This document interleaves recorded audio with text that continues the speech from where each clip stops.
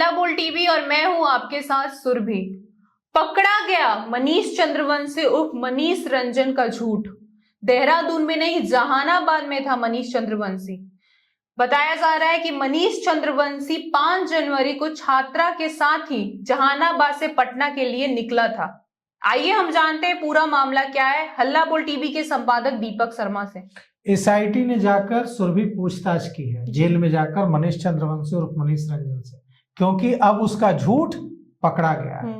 ये मनीष चंद्रवंशी और मनीष रंजन यह दावा कर रहा था कि वो तो यहाँ था ही नहीं जी। वो तो देहरादून गया हुआ था और उसका इस वारदात से, छात्रा के साथ जो गलत काम हुआ, इससे कोई लेना देना नहीं है।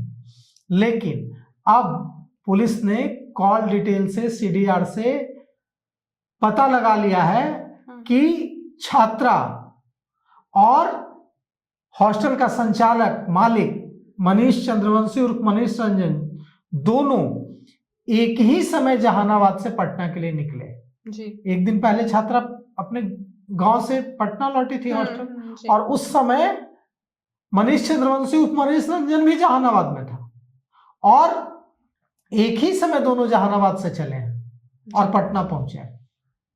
और यह झूठ बोल रहा था। क्या बोल रहा था कि मैं तो देहरादून में था, मैं तो वारदात के वक्त यहां मौजूद ही नहीं था, जबकि वो जहानाबाद से पटना आया है।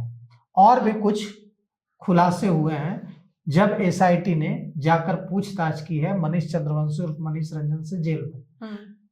कल हमारी बात हल्ला बोल टीवी की बात पूर्व डीजीपी अभयानंद से हुई। उन्होंने भी कहा कि जो मनीष चंद्रवंशी और मनीष रंजन है, जो एक्यूज है इस मामले का, उससे रिमांड पर लेकर पूछताछ तो करनी चाहिए पुलिस को कि आप बताइए आपके पास क्या जानकारी है।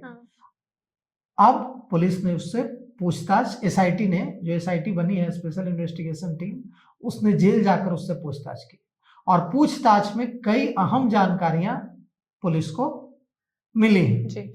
और जो जानकारियां मिली हैं उसके आधार पर अब एसआईटी जांच को आगे बढ़ा रही है।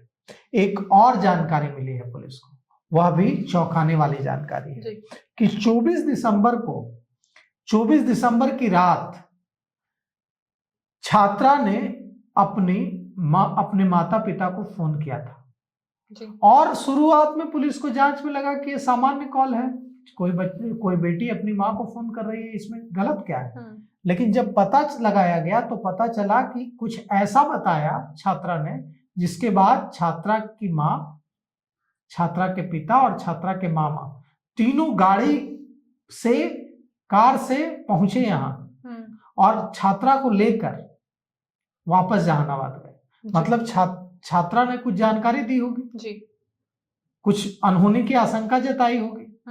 फिर वो वहां गई, फिर वो वहां से लौटी और फिर उसने उसके साथ जो भी गलत काम हुआ, मतलब 24 दिसंबर को कोई ना कोई जानकारी ऐसी दी है उसने, छात्रा ने अपने माता पिता और मामा को, जिसके बाद वे लोग भागे भागे पटना आ गए और उसको अपने साथ गाड़ी में ले गए।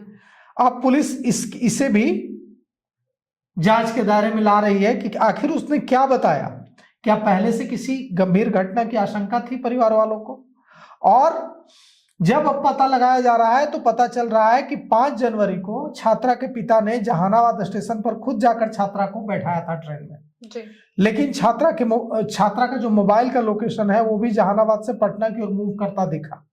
लेकिन कॉल डंपिंग की जब जांच की गई है तो उसमें चौंकाने वाली जानकारी यह मिली है कि चित्रगुप्त नगर के हॉस्टल के जो संचालक है, मकान मालिक है मनीष रंजन और मनीष चंद्रवंशी, इसका मोबाइल लोकेशन भी लगभग उसी समय जहानाबाद से पटना की ओर आता मिला है। जब छात्रा आ रही है तब मनीष चंद्रवंशी उर्फ मनीष रंजन भी जहानाबाद से पटना की ओर आता हुआ दिख रहा है, जबकि पहले मनीष चंद्रवंशी ने बताया था पुलिस को कि वो तो देहरादून में था। मतलब इसमें बहुत बड़ी गड़बड़ी है, बहुत बड़ी साजिश हुई है उस छात्रा के साथ। और अब एसआईटी को अहम सुराग हाथ लगे हैं, एफएसएल की रिपोर्ट भी आ जाएगी, डीएनए की रिपोर्ट भी आ जाएगी, जैसा कि सीआईडी के एडीजी पारसनाथ ने कल पत्रकारों को बताया। अब देखिए इस मामले में क्या कुछ होता है, क्योंकि एसआईटी ने धरती पाताल आसमान जमीन सब एक कर रखा है जी। और एसआईटी जिस तरीके से जिस लाइन पर बढ़ रही है वो एकदम सही तरीके से आगे बढ़ रही है। अब जो कहा जा रहा था कि पोस्टमार्टम की रिपोर्ट फिर से तैयार करवाई जाएगी पटना एम्स से, वैसा नहीं है। अब पोस्टमार्टम की रिपोर्ट फिर से तैयार करने के लिए छात्रा का विसरा और बाकी मेडिकल हिस्ट्री और पुरानी पीएमसीएच की रिपोर्ट भेज दी गई है दिल्ली एम्स, और दिल्ली एम्स में फिर से पोस्टमार्टम रिपोर्ट बनेगी। तो इसमें भी कोई शक शुबा अब नहीं है कि किसी भी तरह की अब कोई किसी भी तरह से आरोपियों को बचाने की कोशिश हो सकती है। तो अब देखिए पूरा मामला क्या है और किस ओर बढ़ता है। जी। एसआईटी की टीम इस केस को लेकर तेजी से जांच पड़ताल कर रही है। हमें उम्मीद है कि दोषी जल्द ही गिरफ्तार होगा। इस पे आपकी क्या राय है, हमें कमेंट करके जरूर बताएं। फिलहाल इस पेशकश में इतना ही। तमाम खबरों के लिए बने रहे हल्ला बोल टीवी के साथ। धन्यवाद।